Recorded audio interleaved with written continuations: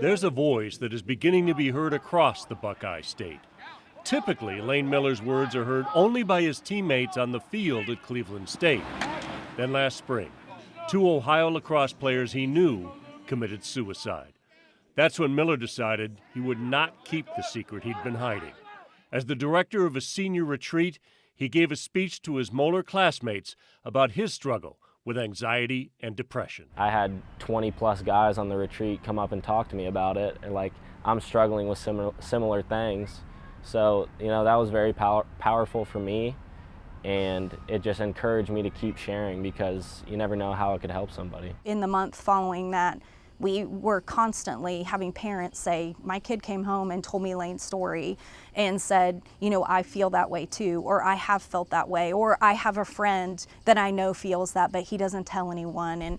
And we realized that it was just a big issue, especially in athletes. Lane's mom, Leanne, said it's important for kids to talk about what they're going through, because before Lane spoke out, he had a plan to take his life. He had come upstairs and he was looking for a knife to cut his wrists. And I happened to not be able to sleep that night and was on the couch. And he saw me and decided he couldn't do it. And I didn't know it. I had no idea. This summer, they created the Complete Athlete Foundation. The foundation hopes to provide mental health courses to 10 high schools across Ohio. I think a lot of athletes struggle with the same issues because mental toughness and perfection are praised a lot in sports, and people interpret mental health struggles as weakness. It's just as important to worry about your mental health as it is your nutrition and your skills and your weightlifting. To really be a complete athlete, you have to focus on all those aspects of the sport. They're not the only ones taking action. Matt Triplett, a Columbus area lacrosse coach, worked with state legislators this fall to introduce House Bill 492. That provides mental health training to all Ohio high school coaches. Every time that this has happened, it's always thoughts and prayers.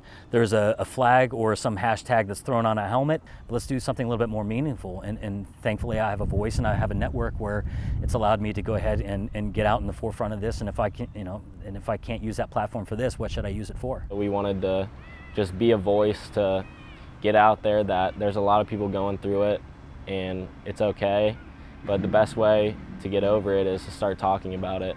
It's in hope that one voice speaking up will help many. Gary Miller, Local 12 News.